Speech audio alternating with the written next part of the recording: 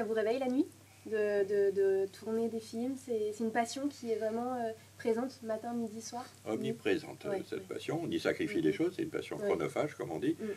Je pense quand même que le fait de ne pas avoir d'enfant ou quoi, ça a dû jouer, parce que j'ai dû quand même dans mon inconscient, à un moment donné, de me dire, mais pour être papa, c'est difficile, hein, c'est essentiel, et voilà. Et je sais pas, c'est quand même un peu... Vous aviez ce besoin quand même de tourner, vous ne voyez pas peut-être vous Oui, investir, puis de tout consacrer au cinéma, c'est trop, hein, sûrement, hein, mais c'est la passion vous emporte, et puis moi, elle m'a tenu, quand même.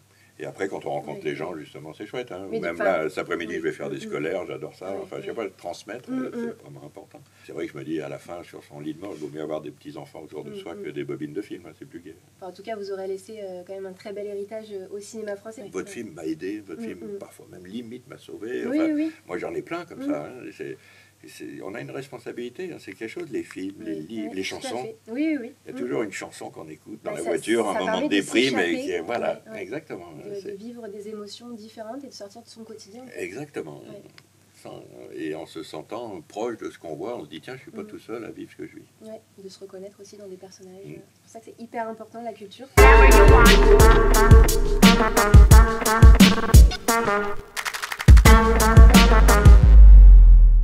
Aujourd'hui, j'ai le plaisir de recevoir le réalisateur Jean-Pierre Améris pour son tout nouveau film Aimons-nous vivants au cinéma le 16 avril prochain. Une comédie romantique, hein, un peu dans la tradition du genre, hein, avec deux personnages que tout oppose. Hein. Et lui est un homme qui a plus trop envie de vivre, parce qu'il était chanteur populaire, hein, très connu, hein, mais un peu sur le retour, et il a fait un AVC, il ne peut plus faire de scène, il ne voit pas l'intérêt de vivre sans sa passion.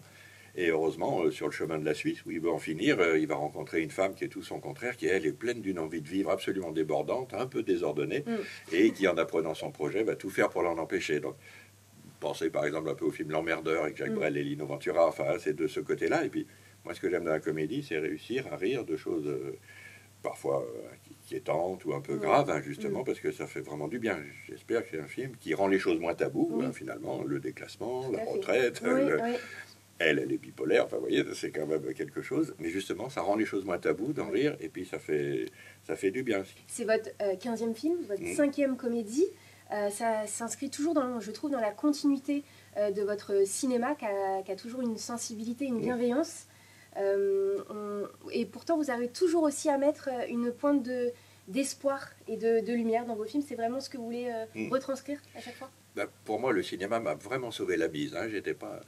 très bien dans la vie à l'adolescence, et je me suis pris de passion pour le cinéma, et comme j'étais mal absolument partout, très encombré par le fait de faire presque 2 mètres, enfin très complexé, donc le seul abri c'était la salle de cinéma, dans le noir, on est bien, et je me projetais dans les histoires des autres, je vivais par procuration.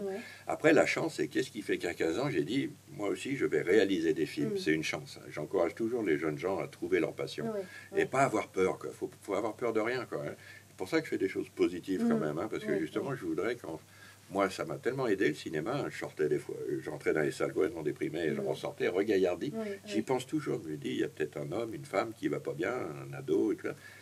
Même si mes films parlent de choses parfois graves, hein, comme là quand même, mais on doit en ressortir avec l'envie d'en découdre avec la vie, c'est vraiment comme une responsabilité presque, c'est l'art de la comédie, prendre le contre-pied et rire de ce qui nous angoisse, parce que vraiment on se sent mieux après. Et puis ça permet de le faire sans pathos, vraiment vous le faites d'une manière délicate, et après on ressort vraiment heureux. J'espère, hein, c'est ça qui est beau dans le film, les livres, hein, on a besoin quand même de l'art quand même, hein, qui vient nous consoler, qui vient nous aider, on se retrouve dans les histoires. Là c'est quand même de la comédie grand public, hein, mais quand même... Elle, finalement, elle est bipolaire, lui, il n'a plus envie de vivre, donc on se dit, tiens, mais finalement, et puis ils s'en sortent, et puis ça donne de l'espoir, quoi. C'est quand même un film aussi sur la dernière chance, ou une ultime chance quand on pense que... La reconnexion aussi aux autres. Ça, c'est le plus important. Il y a des choses de moi, quand même, un peu dans ce chanteur, hein, notamment un peu d'égocentrisme. En tout cas, lui, c'est mes chansons, moi, c'est quand même mes films. Hein. Et justement, quand je me suis posé la question, mais si demain, j'arrive plus à le faire pour une raison de santé, ou parce que je trouve plus les financements, mais qu'est-ce que je ferais, quoi? Ça, c'est la question de la retraite. Hein. Les gens qui ont une passion dans leur vie, s'arrêter, c'est un truc. Hein. Et le cinéma, contrairement au romancier qui peut écrire son livre tout seul chez lui, au peintre, au sculpteur, enfin, le cinéma, c'est quand même aussi industriel. Quoi, hein. Vous dépendez de d'autres personnes. En fait, des financements. Enfin, vous voyez, moi, j'ai pas gagné à l'euro million, donc je peux pas même financer un film de 4 millions d'euros. Quoi. Donc, et puis, c'est collectif. Hein. C'est un art collectif, c'est ce que j'aime. Valérie Lemercier, Gérard Darmon, c'est écrit pour eux. Ils ont beaucoup d'autodérision. C'est ça qui est dingue aussi. Vous avez écrit ce film-là pour eux. Voilà, en pensant Antoine Toussaint, donc, qui est joué par Gérard Darmon, et Victoire, qui est jouée par Valérie Lemercier. Vous avez écrit ce film-là sans les connaître personnellement. Valérie Lemercier, je l'avais croisée comme ça chez une amie commune à 2 reprises, je crois, il y a longtemps. Mais je ne les connaissais pas. C'est toujours un risque d'écrire pour des acteurs précis, parce qu'ils peuvent, ce qui m'est arrivé, hein, ils peuvent dire non. Hein. C'est comme un dépit, hein, je disais hier soir, c'est comme, je sais pas, offrir un cadeau à quelqu'un que vous aimez, puis la personne dit non merci, c'est pas réciproque. Mais là, c'est la première fois que ça m'arrive, hein, on leur envoie le scénario un vendredi à midi, ils disent oui le soir même.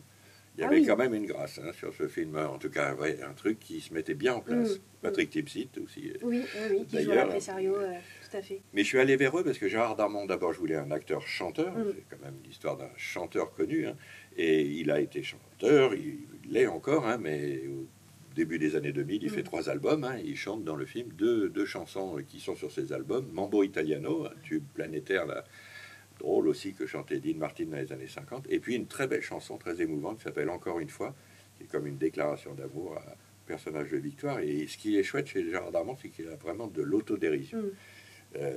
Pour faire quand même l'architecte d'Astérix et Cléopâtre, l'Indien de Pamela Rose, et puis même après Le Flambeau. Oui, c'est vrai. Il y va, quoi. Il y va, quoi. Et là, quand même, pour ce chanteur, qui a aussi peut-être un petit côté limite ringard, quand même, par moment, hein, il y va sérieusement, sans clin d'œil, quoi. C'est pas, hein, je joue un chanteur un peu vieillot, mais hein, c'est pas moi, quoi. Non, il y va. Et Valérie Lemercier, qui est quand même une reine du rire, quand même, du comique, elle le dit très précisément, elle dit on ne peut pas faire rire si on n'est pas complètement sincère. Il faut être complètement sincère, il faut y aller, quoi. Il n'y a pas de second degré dans le rire. Et elle amène un truc qu'on n'a pas si souvent vu chez elle, quoi, hein, parce que c'est à la fois peut-être plus simple, plus dépouillé. Elle y a mis beaucoup d'elle-même. Hein. Faut lancer les choses, c'était le grand conseil que m'avait donné Claude Chabrol, hein, que j'admire toujours, et comme metteur en scène, mais qui avait aussi un grand sens de la philosophie de vie, et qui m'avait dit, mais vraiment, quand vous sortez un film, que ce soit un succès ou un échec, si vous n'avez pas le suivant, c'est comme redescendre en bas de l'Himalaya, quoi. Faut le remonter, quoi. C'est vraiment dur. Hein. C'est encore plus dur si c'est un échec, quoi. Mais même si c'est un succès, quoi, il faut du mouvement, quoi. C'est ça qui fait la carrière magnifique de Chabrol. Enfin, c'est film après film. C'était quelqu'un qui aimait tourner. C'est vrai que moi aussi, j'aime tourner. Hein. Je me sens bien quand je tourne. Hein. Je me sens rassuré, quoi, par l'équipe, par le tournage. Et puis c'est chouette, que c'est artisanal. Truffaut, c'était la même chose, quoi. Toujours 2, 3, voire 4 projets en même temps. Il y a aussi le fait qu'il y en a qui ne se font pas. On écrit pendant un an et demi, et puis après, le producteur, la productrice ne trouve pas l'argent pour le faire. Moi, j'ai dans mes tiroirs des scénarios, on appelle ça les films fantômes. Alors, moi, je les ai vus dans ma tête, hein, je les trouve très bien, mais personne d'autre les verra. Et le titre, Aimons-nous vivants, ça invite vraiment à se reconnecter aux autres et surtout à s'aimer, enfin, à profiter de l'instant présent. Est-ce que c'est le message que vous vouliez transmettre aux spectateurs ? C'est une chanson de François Valéry, hein, c'est pas un titre de moi. Hein, moi, j'adore les chansons. Qui est un peu remixée d'ailleurs. C'est une nouvelle version, plus acoustique que la version, le tube des années 80, hein, qui était plus disco. Là, c'est une version acoustique, hein, mais vraiment, c'est en écrivant aussi avec l'excellente Marion Michaud. Il faut dire son talent et de dialoguiste. Hein, c'est quand même beaucoup ces répliques qui font rire. Hein, quand même beaucoup de talent. C'est le 3e film ensemble. Et en écrivant, je lui dis, mais c'est dingue. Là, le tube de François Valéry, Aimons-nous vivants. Ça parle du sujet du film. Hein. Aimons-nous vivants avant que la mort ne nous trouve du talent. Donc c'est maintenant, quoi. Ici et maintenant, il faut quand même en profiter, quoi, quand même. Hein. Et puis c'est pas morbide justement que de penser qu'on est mortel. Au contraire, c'est mince. C'est profiter de maintenant, en fait. Mais vraiment, voilà, se sortir de soi, s'ouvrir, rencontrer des gens, c'est vraiment important. Et François Valéry est venu voir le film au montage, ça lui a plu et nous a donné son titre et la chanson. C'est la première fois que je vous reçois sur Bunker. Vous me suivez sur les réseaux, j'en suis très fière. Et donc je suis obligée de vous faire quelques questions. Bunker, forcément. Un objet fétiche ou porte-bonheur. Écoutez, alors moi je suis assez superstitieux, j'ai plein de gris-gris, quoi. Hein, et là j'ai une petite pierre que j'avais achetée. Dans les poches. Voilà, quoi, qui est là, quoi. Et je suis mal quand je l'ai pas. Un petit dicton de vie, une petite phrase qui vous accompagne au quotidien. Alors je me souviens, il y a longtemps, j'avais entendu quelqu'un un aristocrate, je crois, à la télé, dire que la devise de sa famille, c'était tenir et se tenir. Et ça m'est resté quand même. Tenir face au coup dur de la vie. Je sais pas, moi, ma mère a eu Alzheimer pendant 10 ans, enfin tout ça, on les a tous. Un film qui marche pas, enfin voilà, tenir, donc continuer, se relever, toujours batailler, tomber 7 fois, se relever 8, toujours la même chose. Et se tenir, rester quand même un peu classe. Et l'humour, c'est ça quand même aussi, ne pas se plaindre. Je le sais, la plus belle chose qui me soit arrivée, je présente Les Folies Fermières dans un petit cinéma en Bretagne.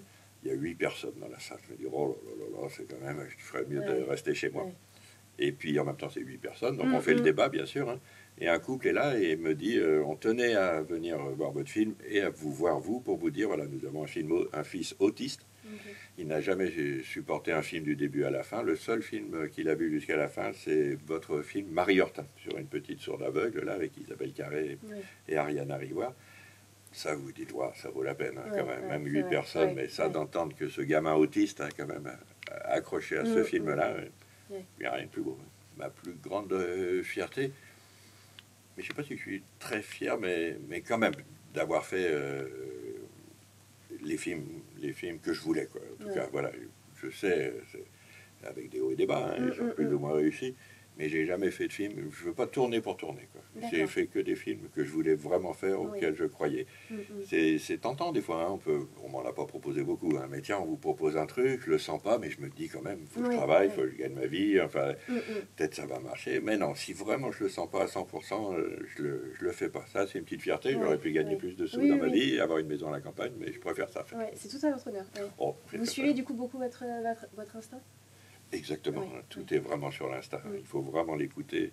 Et dans le choix voilà, des sujets, même si on dit, oh là, t'es sûr, par exemple, Profession du père, c'est un film dur sur la violence familiale, mais il m'était nécessaire ce film. J'ai connu ça, donc je savais que je voulais raconter ce que c'est du point de vue d'un enfant, la violence paternelle, la violence dans la famille. Après, on verra bien.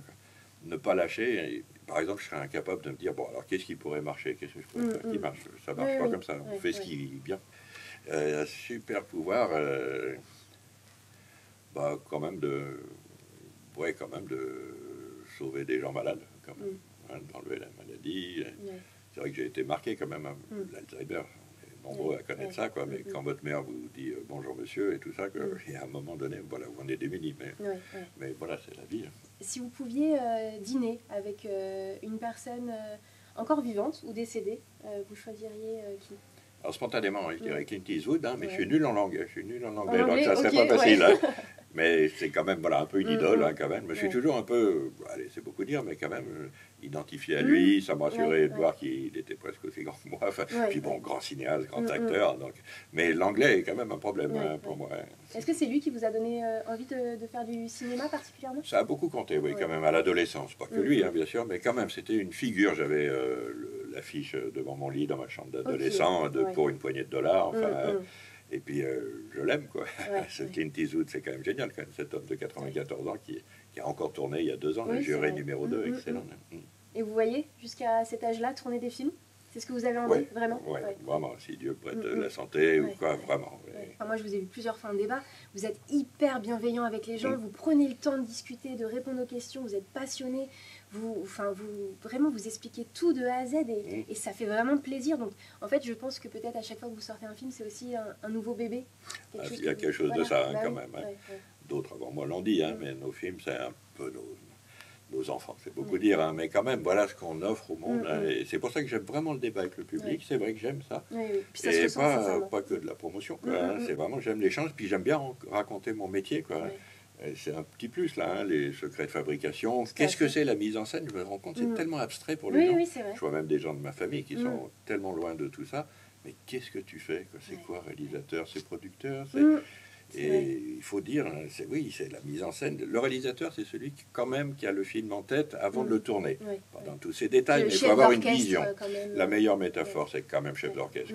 Vous avez la personne des décors, la personne des costumes, le musicien. Donc il faut faire jouer ensemble dans un même sens, selon un certain rythme, une harmonie, des gens de talents différents, quoi. Aimons-nous vivants, le 16 avril au cinéma. N'hésitez pas à liker, partager et commenter la vidéo. Continuez à aller voir les films de Jean-Pierre Améris qui font toujours du bien. Voilà, moi, Marilyn et son jus, j'avais adoré. Là, Et mon nom vivant, je l'adore aussi. C'est vraiment une bouffée d'oxygène.